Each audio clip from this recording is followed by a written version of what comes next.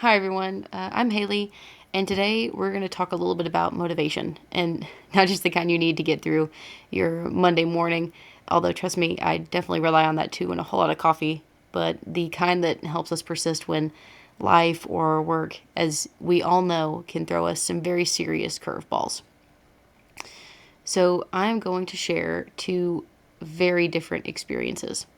One is from my personal life, managing a chronic illness called type 1 diabetes, and one from my professional life as a media specialist working with teachers who were incredibly hesitant to try a new technology that I was offering or our technology lab that I was offering. And both taught me some very important lessons about motivation, and they are both grounded in research backed theories. So, along the way, I'm going to give you four concrete strategies that you can apply in your own life or your own profession to just stay motivated, even when it gets really, really tough. So, our overview, the roadmap for our conversation is first, I'm going to share my personal motivation challenge, which was managing type 1 diabetes, which is a chronic condition that really, truly demands constant attention. Then we're going to look at a professional challenge, which is motivating teachers to use new STEM tools in the Media Center. And while we're doing that, we are going to explore attribution theory and expectancy value theory, which provides the research framework to understand these experiences. And then I'm going to share four practical strategies that helped me and my coworkers stay motivated, even whenever it got very, very difficult. And then we're going to wrap it up with some actionable takeaways. So, beginning with the personal challenge with motivation is at the forefront for me having type 1 diabetes. I was diagnosed with type 1 diabetes as a child. I was 15. It was a very difficult age to get diagnosed, and it was completely life changing. And it's an autoimmune disorder, and it is a 24/7 job to basically be what I call it is a human pancreas. It's like a human calculator. You basically have to live as the organ in your body that is not working. So it's constantly counting every carb I eat, every snack, every drink. It's monitoring blood sugars and pricking my finger constantly, and exercising, and making sure to drink and stay hydrated, making sure that I'm sleeping well. And you'd think that if I do everything right, I would see predictable results. Because typically what you would think, if I try very, very hard and I do everything correct, then I'm going to get a desired outcome. But sadly, health is not always like that. And sometimes my blood sugar spikes very, very high, or crashes, or my insulin doesn't work the way that I expect it to, for reasons that are completely and entirely out of my control. Things like stress and hormones, and genuinely, even the weather, that can all cause crazy blood sugars that just do not respond well to all the things that they are supposed to be responding to. And this unpredictability is exhausting. So over time, that can definitely chip away at motivation. And I started reflecting on this using attribution theory. So Bernard Weiner's work explains that how we interpret the causes of success and failure affects our motivation and our emotion. So, for example, if I attribute my high blood sugars to bad luck, I feel helpless. But if I can reframe that as something unstable and partially controllable, like stress, I feel pride when I manage it better the next day. And that is something that using attribution theory really truly helped me with, is I was able to reframe that instead of being just incredibly upset or sad whenever it wouldn't go my way and thinking, my goodness, I just have the worst luck. I can't control it at all. Nothing I do helps, no matter how much effort I put in, nothing changes. But whenever I could reframe it and think just on the controllable factors, it very much improved just my persistence and my resilience. So the first strategy that I would recommend is just reframing attributions. And I did that through journaling. So I started keeping a journal of my daily habits and my emotions and my blood sugar trends. I wrote down it took a very long time. I wrote down every sip of water I had, everything that I ate, how much sleep I got, if I was exercising that day, how many steps I got, what time I did it. And then my emotions. How was I feeling? What were my blood sugars? How was that causing me to react? And did my emotions have anything to do with it? And then my blood sugar trends. So over a period of time of how were my blood sugars running that day? Did I notice any patterns of, if I drank more water, was my blood sugar better? And so the key takeaway here is that it wasn't focused about fixing everything. It wasn't that my blood sugars had to be perfect that day for it to have mattered. It wasn't that everything had to go perfectly according to plan for it to have been a successful day. It wasn't about fixing everything, but it was about identifying what I could control. And that helped me celebrate those small wins and feel motivated even when my outcomes weren't perfect. Whenever I saw that my blood sugars were not good, I was able to go back and look and say, is there anything that I could have possibly done to change this? Or what could have possibly caused that to happen? And being able to go back and just see what I could control of, well, let's look at what I could maybe do next time to maybe fix this. And it wouldn't be my fault if it didn't happen, but maybe I can fix this in these ways. It helped me celebrate those small wins and feel motivated even when those outcomes were not perfect. And that's from Covington as well. So the lesson here truly was that motivation is not just about outcome. It is about perception and interpretation. It was not just about whether or not my blood sugars were perfect that day. It was about how I interpreted those numbers. So attribution theory can be better explained by this diagram here. So this diagram shows 3 key dimensions of attribution theory. The first being the locus of control. And that's basically asking, is the cause internal or external? The next is stability. And that is it consistent over time? Is this something that just happened? Is this something that's been happening for a few days, for a few weeks, for a few hours, for a few years? And that just kind of gives you an idea of the time frame. Is this a stable thing? And last is controllability. And that basically just asks, can you influence it? Is it something that you even have any control over whatsoever? So for example, hormones are internal, but they are largely uncontrollable. Skipping a meal would be internal and controllable. And misinterpreting these dimensions can unintentionally reduce your motivation.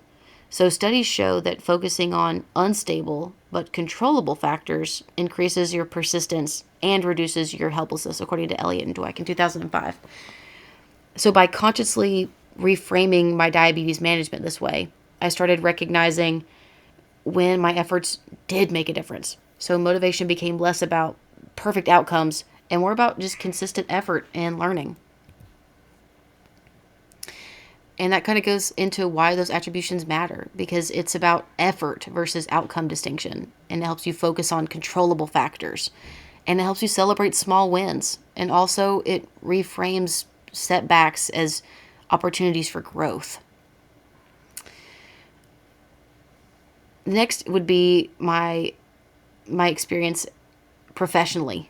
And this motivation challenge was with teacher technology adoption.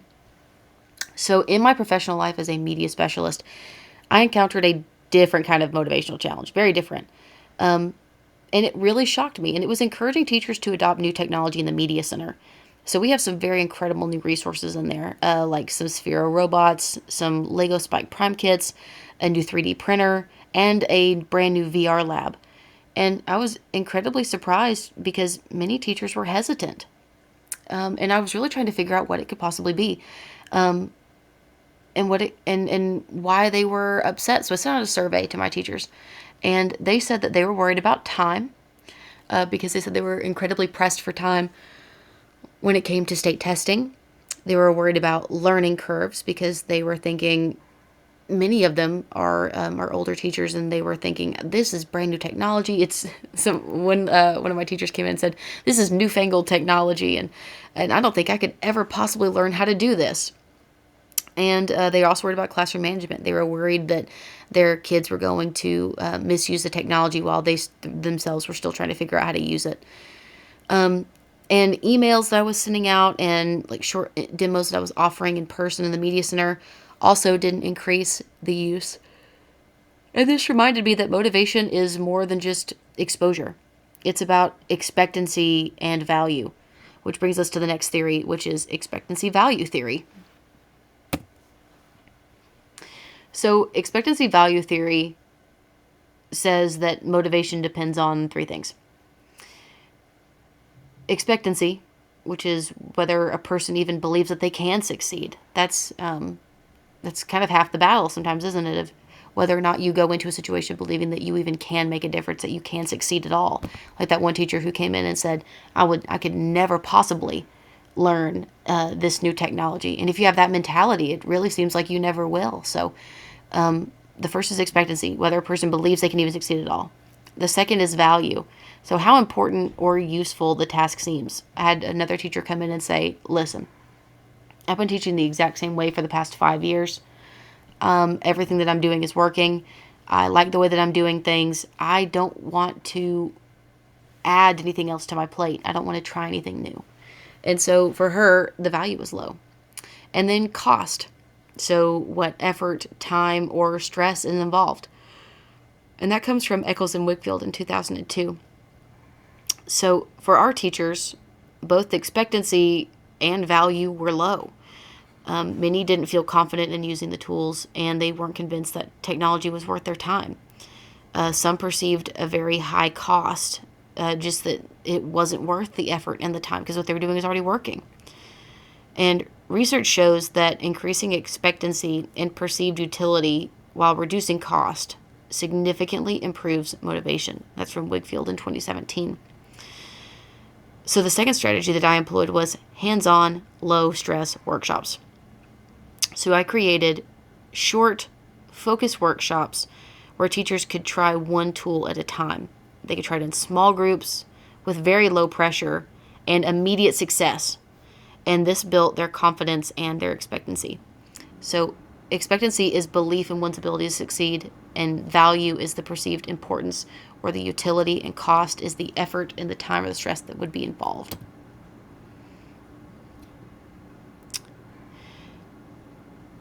So to increase the value, I created lesson templates that showed how tools could support the curriculum standards. So then teachers could see the utility, like Lego for math problem solving or VR for social studies. To reduce the cost, I co-taught with them for the very first time while they were using the tool. And this gave a safety net to them and also lowered their stress. And I also shared success stories of other teachers, which boosted their self-concept and the attainment value. So whenever they would come in for the very first time, I would tell them, "Don't worry about it. We're gonna do this together.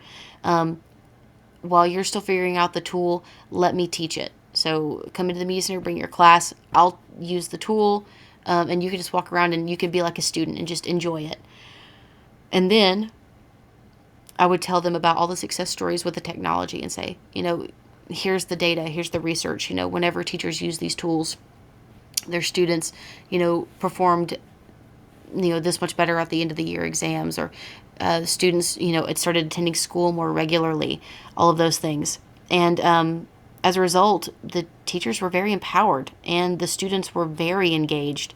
And because of that, a school-wide adoption really started to take off, and adoption genuinely increased. So some strategy summaries that we used. Here are the summary of the 4 strategies that I used, and why I think they worked so well. So the very first one was reframing the attributions through reflection and journaling, and that was just to focus on the controllable factors. The next was those hands-on workshops. It built expectancy, and it also built teachers' confidence. The next was highlighting utility and relevance. That was the third strategy. And that's just to show why it's worth the effort. Whenever they see an example of why it's worth it, it really did change everything. And then support and mentorship was my fourth strategy. And whenever you offer that support and that mentorship, it reduces that perceived cost and it builds confidence through modeling.